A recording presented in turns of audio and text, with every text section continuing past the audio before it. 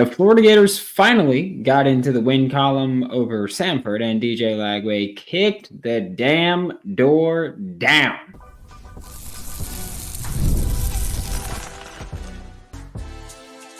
You are Locked On Gators, your daily podcast on the Florida Gators. Part of the Locked On Podcast Network, your team every day. Hello and welcome back to another episode of Locked On Gators, part of the Locked On Podcast Network, your team every day. Thanks for making Locked On Gators your first listen of the day. Every day we are available daily and free reviews in the podcast and on YouTube. Happy Monday. I'm Brandon Olsen. Find me on Twitter at WNS_Brandon. Find all my written work with Giants Country. Today's episode of Locked On Gators is brought to you by 5 Hour Energy. Go to 5hourenergy.com and use promo code LOCKEDONCFB to receive 20% off your order. Now, we will talk about the DJ Lagway, Graham Mertz, who starts battle. We might go live today or tomorrow. We might. But today, we're going to focus more on the Samford game. So focus on this past weekend and less on the future. For good reason. Billy Napier gave us a reason to not be thrilled about the future. So we're not going to talk about it right now. We're going to talk about this past Saturday where DJ Lagway made his first career start, 456 passing yards, lit it up. And here's the thing. I don't care that he did it against Samford. Because to me, the part that I'm excited about doesn't really matter that it was against Samford. Right? Like, I understand he had his flaws, right? He stared at receivers way too long on Saturday night. I get that. His mechanics fell apart at times on Saturday night. I get that. That's not the stuff that I'm excited about. By the way, those are also things that doesn't really matter that he did them against Samford or Georgia, for example. Some stuff just doesn't matter. The stuff that excited me when watching DJ Lagway, and I think it's what excited most Florida Gators fans on Saturday night when watching DJ Lagway against Samford, was, first off, arm talent explodes. I mean, that's something that we talked about when he committed to Florida. That's something that we talked about from that entire time. What, November 2022 he committed? December 2022? All that time we were talking about this kid's arm, his athleticism, the physical tools are there, the physical traits are there. And he just keeps showing that. That's what we saw against Samford. That's the kind of stuff where we saw it in high school. It didn't matter who he was playing then. Samford, doesn't matter who he's playing now. The physical tools that he has are the stuff that excites me. I'd imagine it's what excites a lot of other Florida Gators fans. It's not about who he's doing it against. It's that he's got elite physical traits, things that you can't teach. You can't teach someone, like the Aiden Mizell touchdown. First off, the catch might have been better than the touchdown. Like the defender was right. I'm just saying. But because he was also, I thought there was going to be an interference call. It looked like he was getting pushed as he's going, and he kind of hopped into it. Whatever. But that kind of stuff, like that kind of off-platform dot of a throw, that's an NFL throw. Like, I don't care. If you see someone on Sundays do that, that's going to be a highlight on Red Zone. That kind of stuff, that excites people. Bowling over a defender, that excites people. I will say this. One of my biggest gripes with DJ Lagway on Saturday night was that I need him to protect himself better. Okay? I understand play breaks down. You get running. You get moving. You go, hey, I'm 6'3", 240. I can bowl over this DB. This is some of these linebackers. I can bowl over these people. That's fine. I don't want you doing that still. It's Samford. Don't go trucking defenders against Samford. We saw him get rattled up. I thought he was done when he got rattled up. when he got hit on the spin, when he was like spinning down and then got hit, I thought he was done for. The way he got up, he looked like he was out of it.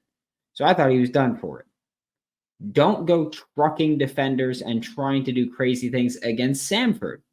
Personally, me, if I were a coach, I would tell my QB, hey, don't go fighting through or around defenders unless it's a third down, a must-get situation where, hey, it might be first down, but we're trailing in the fourth quarter. We need to convert, things like that. Sure. But a random play against Samford, I don't need you putting yourself in position to get hurt, which, again, I thought happened. Okay? So there were some negatives, but the positives that popped. And stuff that you can tell you can't teach.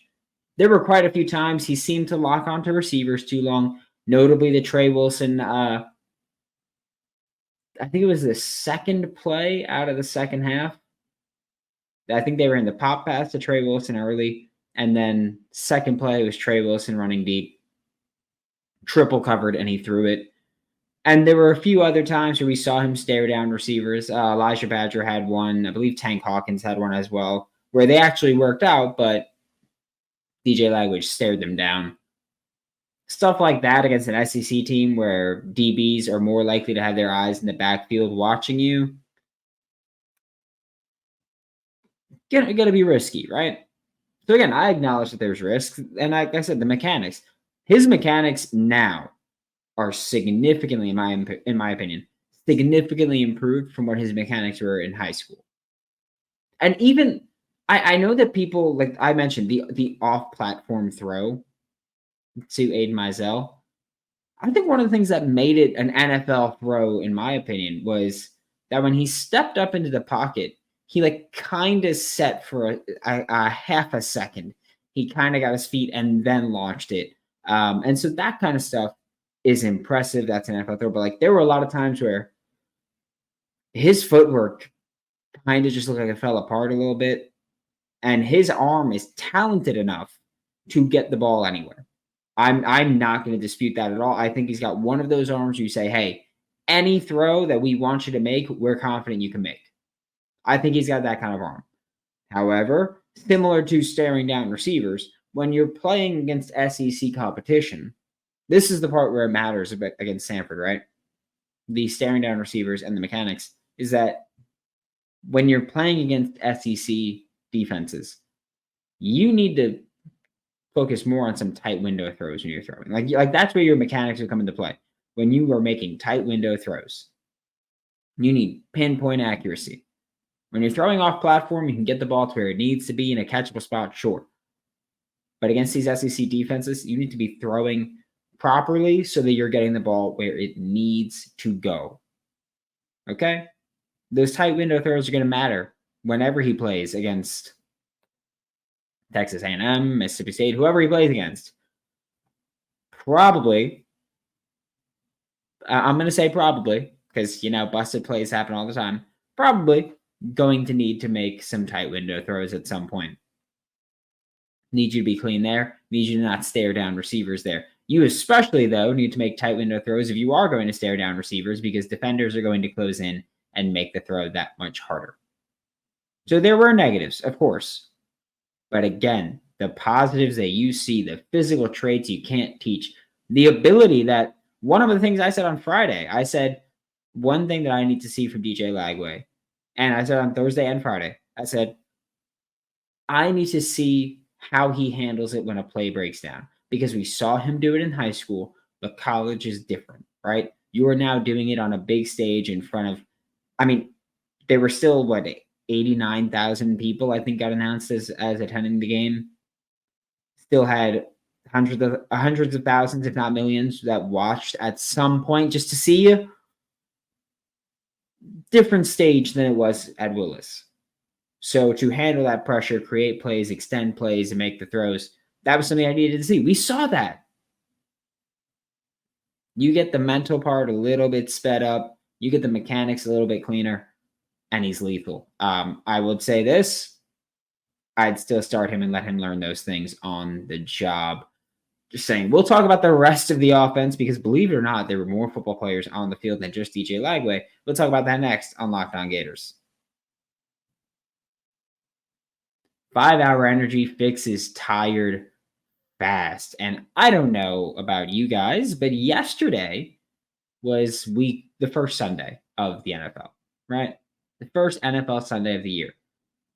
And I had a little honeydew list before that. And let me tell you, I woke up early. I drank a 5-hour energy.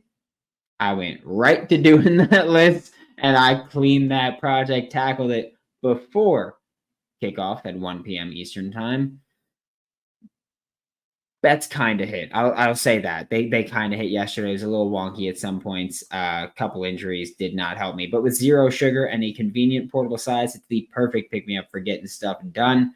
Grape is a great flavor. I found strawberry banana flavor last week at a Quick Check, I think it was.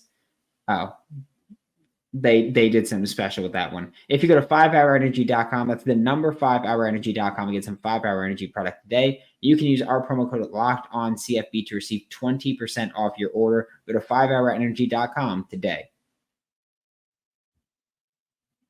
Thanks for making Locked On Gators your first listen of the day every day. We are available daily and free wherever the podcast and on YouTube. Like I said, we are going to talk about the rest of the Florida Gators offense. There's a lot to talk about. Okay? I'm going to start with this.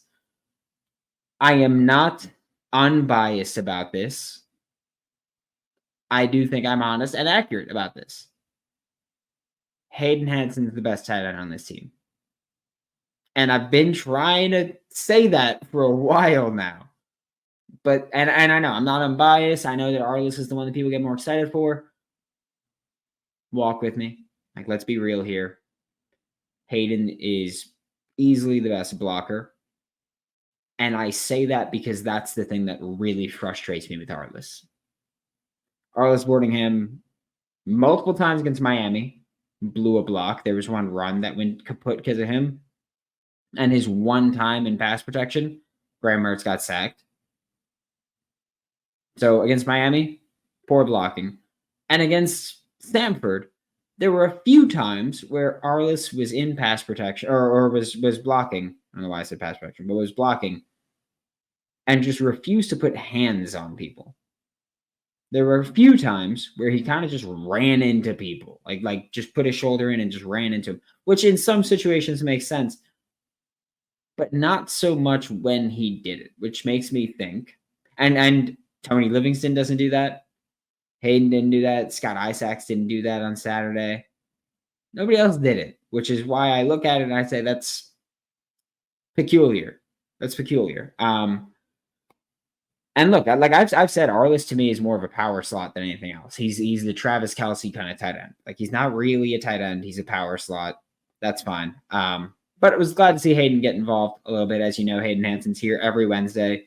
Has been. It's his third year here now. So it was nice to see him get the 40-yard catch, career long. He's damn near 6'8", 265 pounds, and he can run 21 miles per hour. Glad to see them finally let him run a straight line. I've told you, I don't think he runs routes well.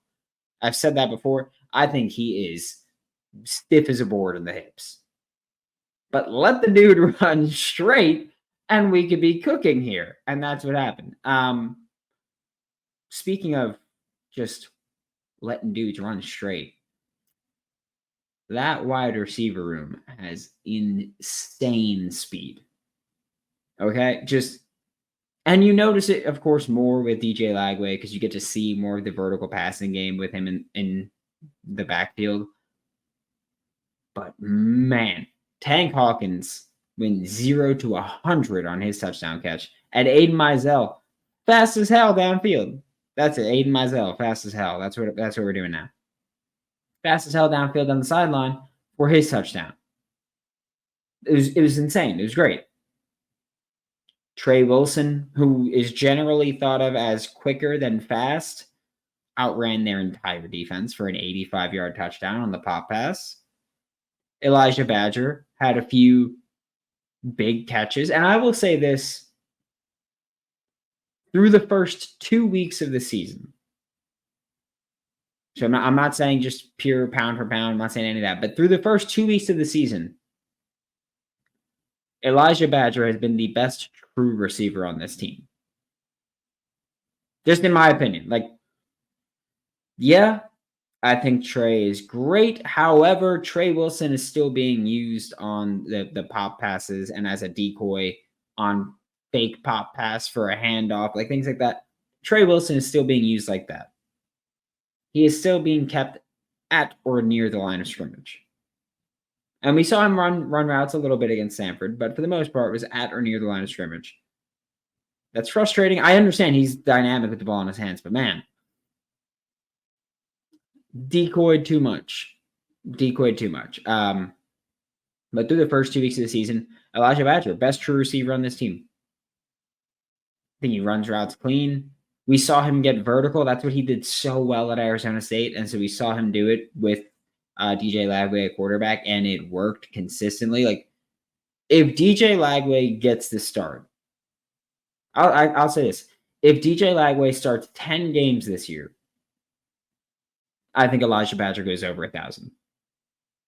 That's how good I think Elijah Badger is. I'm not even blowing smoke here. I think Elijah Badger's really good. I think he runs routes really well. And through 2 games right now, he's got 166 receiving yards on 6 catches, almost 30 yards a catch. He's doing really well. Trey Wilson, 191 receiving yards. Still an ADOT of 4.9, which means that he's getting the ball on average 5 yards past the line of scrimmage. Nobody else is that low on the team other than Montrell, who catches the ball in the backfield. So everybody else well above that. But I think, again, with how Trey Wilson's being used, it's hard for me to say he's the best true receiver on the team. Elijah Badger, though, balling right now. Offensive line, Austin Barber, again, played pretty well. He played less, and I know a lot of people were complaining about that because last week against Miami, Austin Barber rotated out, and he was playing really well, and so I understand being frustrated with it last week. However, when I saw people complaining about it this week, I really didn't understand it. Just because this week, it made a lot more sense. You were in a blowout win this time. Austin Barber played 30 snaps against Samford. Devin Manuel played 24. And Fletcher Westphal played 9. Makes sense that Austin Barber played 30 and Devin Manuel played 24. They still did the rotation thing. Fletcher Westphal played 9. Again, they gave the true freshman reps. They gave Devin Manuel live reps to let him develop a little bit more. I'm fine with it, honestly. No issue with that one. Left guard, Najee Harris and Bryce Lovett split most of the reps. As expected, I kind of thought Rod Kearney would get in there. I kind of thought Rod Kearney would play more than he did, but didn't. Center was Jake Slaughter and then Najee Harris, which was also interesting because Rod Kearney had been getting the second team center reps. So Najee Harris playing some center was odd. I'll say that. Right guard, Damian George, Rod Kearney, Cam Waits all played there. And right tackle, Cam Waits, Brandon Crenshaw-Dixon, Caden Jones all played there. I will say this. Damian George, multiple times throughout the game, did not block a single soul. And if you struggle against FCS linemen, and there were times he lost the first tackle for loss. I forget if it was the only, but I remember when it happened, they said it was the first tackle for loss of the game. Happened when Damian George did not block a soul. And if you're struggling against FCS defenses, if you're struggling against FCS linemen, you shouldn't be starting on an SEC line. I think the left side of the line's figured out. But the right side isn't. It doesn't seem like they're making the necessary adjustments to fix it. You have 2 offensive line coaches. One of them makes 7 figures and shouldn't have a job tomorrow. Okay? Offensive line recruiting has been talented, but not enough players. And you're seeing it every single week when you watch the Florida Gators. Every single week you watch them and you see they have not done a good job of building an offensive line unit. Every week, without fail, that's what we see. Defensively, Florida is taking the approach of adding athletes and developing them. We'll talk about that next on Locked On Gators. Sandals, sunscreens, snacks for the kids, gum, mouthwash. I don't know. What do these have in common? You're probably buying a ton this summer. You probably bought a ton this summer. And some of those things, namely the sunscreen, snacks, not for the kids, but for me, sunscreen, snacks, and gum, things that I bought on August 31st or August 30th. I guess I bought them for that Florida-Miami game. Long day of tailgating, rough night afterwards. You can use Ibotta and get cash back on all of your purchases when you stock up on all of your summer, fall, football season essentials. Ibotta is a free app that lets you earn cash every time you shop, so you can earn on hundreds of items from groceries to beauty supplies, even toys, so you can make sure you're beating inflation no matter what you're purchasing. Average Ibotta user saves $256 per year. Right now, Ibotta is offering our listeners $5 just for trying Ibotta using the code LOCKEDONCollege when you register. So you can go to the App Store or Google Play, type in IBOTTA in the Google Play or App Store, and use code LOCKEDONCollege. Thanks for making Locked On Gators your first listen of the day, every day. We are available daily and free wherever you listen to the podcast and on YouTube. And like I said, Florida's approach defensively has been to take in big athletes and develop them, right?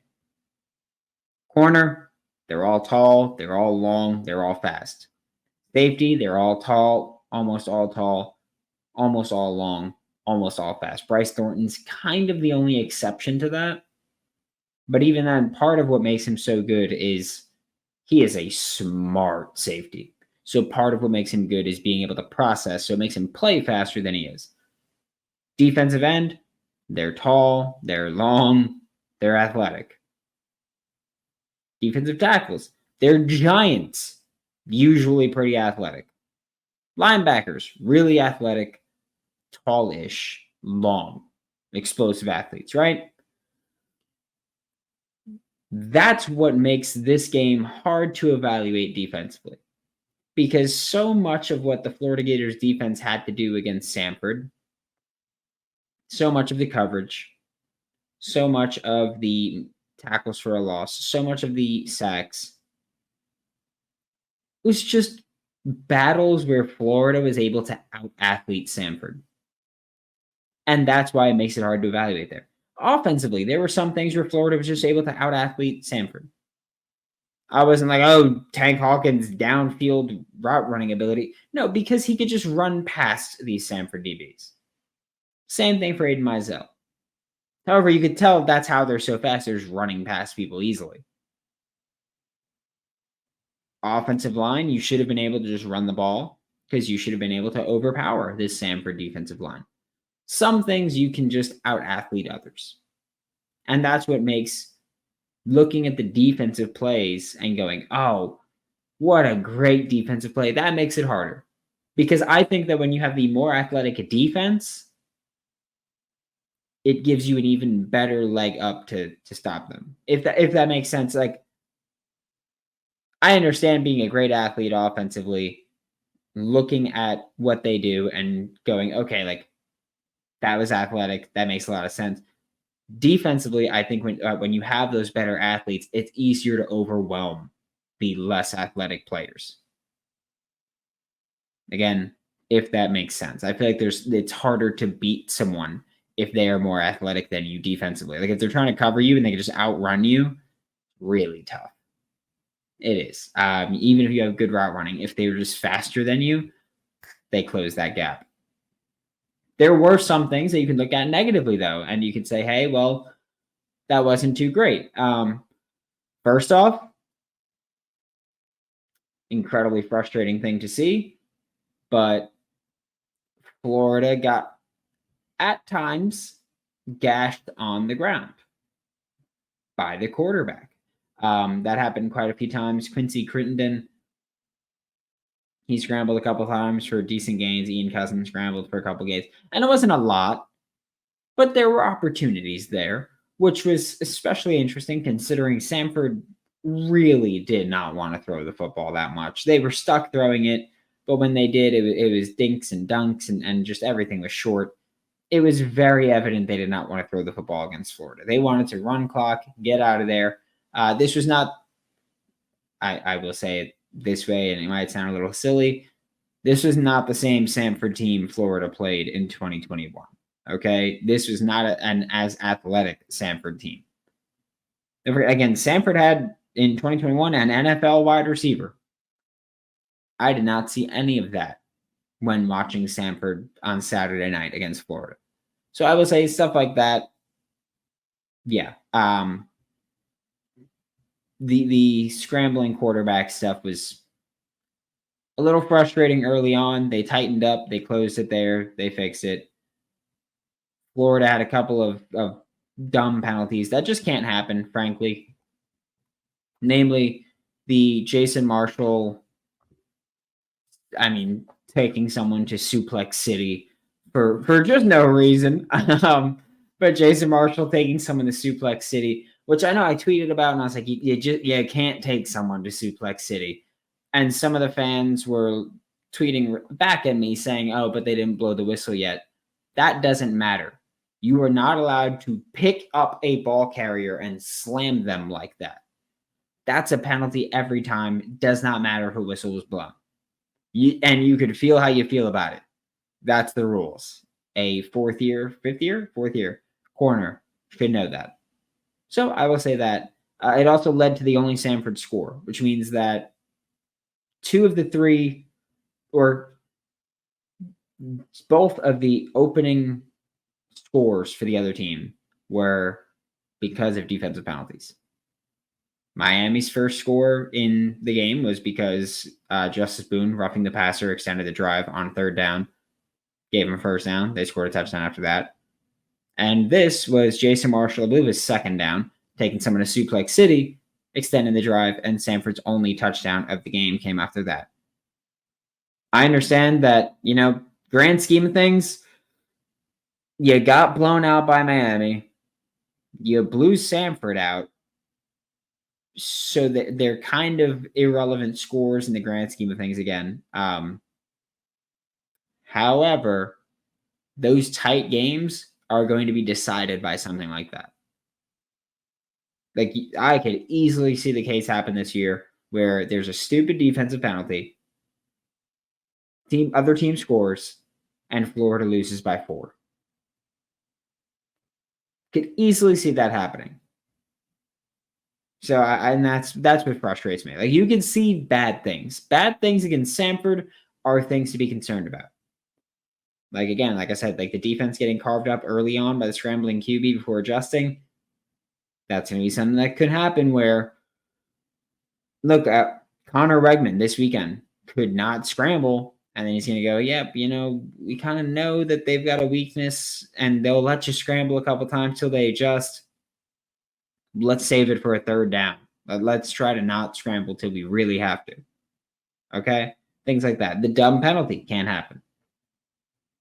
So most of the time, coverage is pretty good. Pass rush is pretty good, as it should be.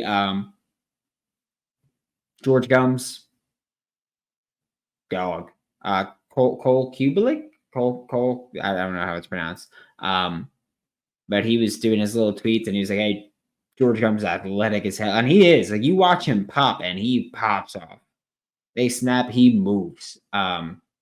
Technique's a bit rough, but he's one of those guys that right now can kind of just out-athlete guys.